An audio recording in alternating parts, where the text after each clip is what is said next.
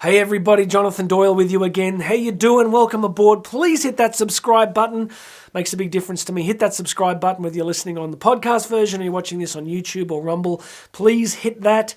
And there should be access here to get yourself a free copy of my book, Bridging the Gap. And today, if you're liking what you hear, do me a favor and put something in the comments or email me. My contact details will be available through the podcast or wherever you're watching this.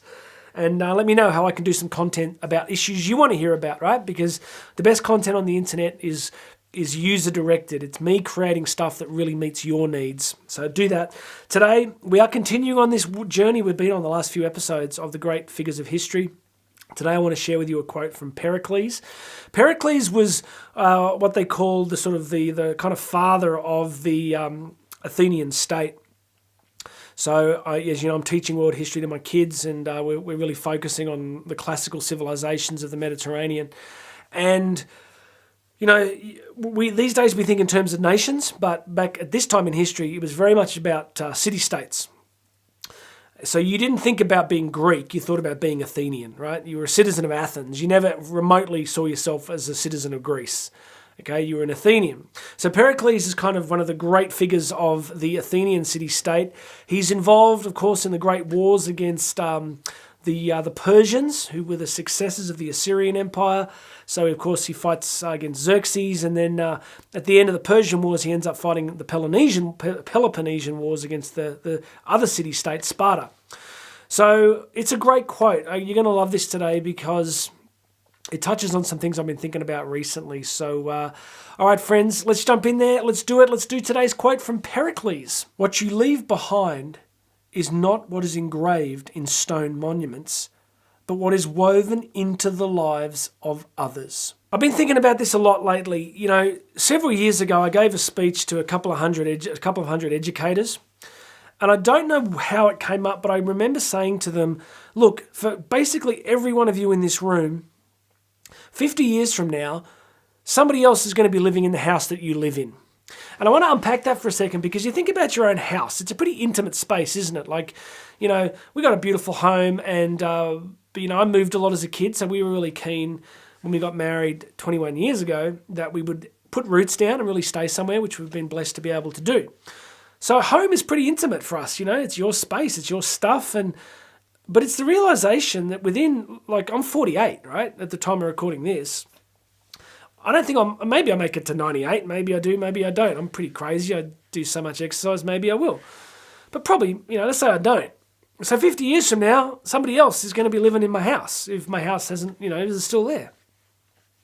And the reason I said it was because the group of teachers I was talking to was in a pretty affluent city. And for a lot of these people, the most important things in their lives were kind of things like, their 401ks, their superannuation, their property and their mortgage. And so a lot of their life was really bound up in that. And it made me realize that it's helpful to think about a lot of what we think is permanent in our lives and significant is a little less permanent and significant than we might think. And this is what Pericles is getting to. Now, ironically, Pericles is the kind of figure of history who was engraved in stone monuments and who we are talking about, 2,500 years after he died. But almost none of us are going to be in that situation. I was talking to a friend of mine down the coast 2 days ago. I went to visit him. And I was talking about, my father died about 12 years ago. And I remember, growing up as a kid, my father's in the house and all his stuff's everywhere. And he was into model trains. My father used to build these extensive, massive model train railway layouts, right? That was his life. And now, after he died, I kind of got that stuff in storage. But there's kind of nothing left of his life. There's a few photos and there's a few little mementos and things that I've kept. But all of his possessions, all of his stuff, all of the things that would have seemed so permanent to him are now vanished from the world. And my mother's still alive, so of course my mother remembers my father and my brothers and I do, and there'd be a couple of other people, but there would only be a handful of people left now. My father lived a pretty simple life. There'd only be a few people now left who would ever remember him. And as time ticks along, there'll just be less and less. I mean, he died when my kids, one of my kids never met him, and because he died by the time she was born. So my other kids have very, very limited memories of him. So all of this is my way of saying that for most of us, within 10, 20 years of our death, there's a good chance nobody's actually going to remember us. Now, that is not everyone's just going, hang on. You're a motivational speaker. How is this helping? Right? We would like a refund. I don't find it remotely depressing. I find it really sobering. I find it very helpful. And here's why. Because we live in this culture at the moment that is massively predicated on consumption and accumulation of stuff. And it's massively built around brand and personal projection and being seen and consuming and having and hoarding and getting richer.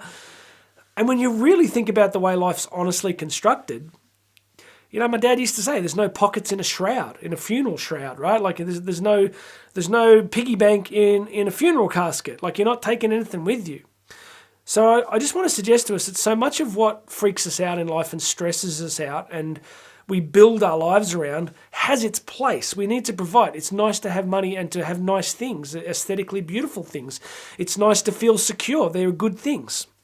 Very human things. You know, look, from the first movement out of the caves, we were always looking for security, right? We were looking for security against wild animals. We were looking for security against other tribes. We were looking for security against death and pestilence and ice ages. Makes sense. It's part of how we've evolved as a species. It's a good thing. So there's nothing wrong with wanting to be successful and having security in your life. But it's worth realizing, and I'll get to the real point of what Pericles is saying, is that the most important thing in life, the biggest thing that we will leave behind is not some, monument. You know, you go to cemeteries, like, when I visit my father in the cemetery, rich, really wealthy families build those big mausoleums, right? But most people will never visit them, and they're not going to be seen as big figures of history. So what really matters is the people in your life. What genuinely seems to matter, what will survive beyond you, will be your key relationships and the way that you've impacted people through life.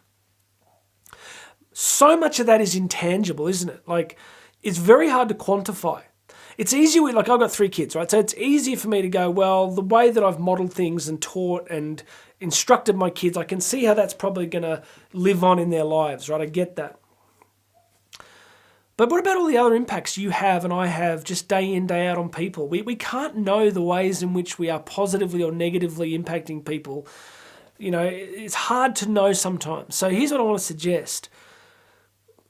I'm not saying don't have a focus on the things that you've already been focused on in your life. I get it, like success and business and career, and they're important things.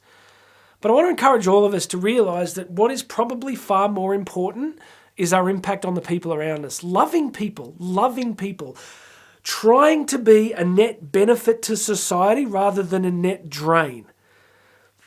Again, with my background in global finance, macroeconomics, one of the biggest problems we face in the developed economies is we just don't have enough productive people. We don't have enough people contributing.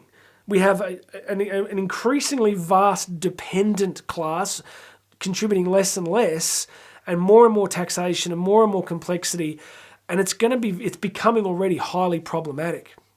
So it's almost as if this law of contribution is woven through politics and economics and relationships. It's like a universal law. If we don't contribute, if we don't have a positive impact on the people around us and the wider culture, then the wider culture just becomes a reflection of all of these tiny interactions. Don't you think that's true? Like, what is our culture other than the millions and billions of interactions between individuals? The ways in which we treat people, the ways in which we look at the wars going on in the world at the moment. I mean, really, when you strip them down to their tiniest incremental level, what are they?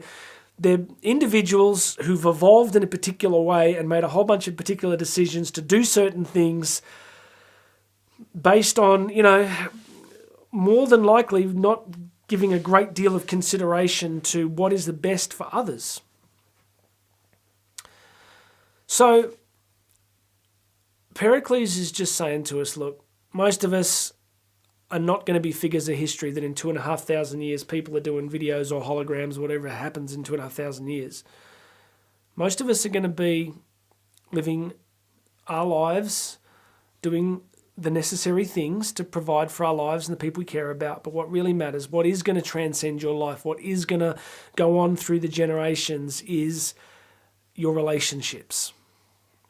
So go fix them if you can. Like if there's damaged relationships, don't wait. Just go fix them, because just be the bigger person. Be the bigger person. Eat the humble pie. Pick up the phone. Fix it. So, I went out this morning, went to church, and then we went for breakfast afterwards with my kids, and we just had a laugh. We just had good fun, and they're great kids, and they know that I love them, and they know that I'm proud of them. They know that I expect a lot of them. So when I'm gone, hopefully what I've put in there, the things that I've done, the mistakes that I've made, the forgiveness that I've asked for will echo down into their lives, into their children and their children's children, and that transcends me. I'm just a link in that long chain, right? I've got to stop because I'm going to go forever, but God bless you. Hit that subscribe button.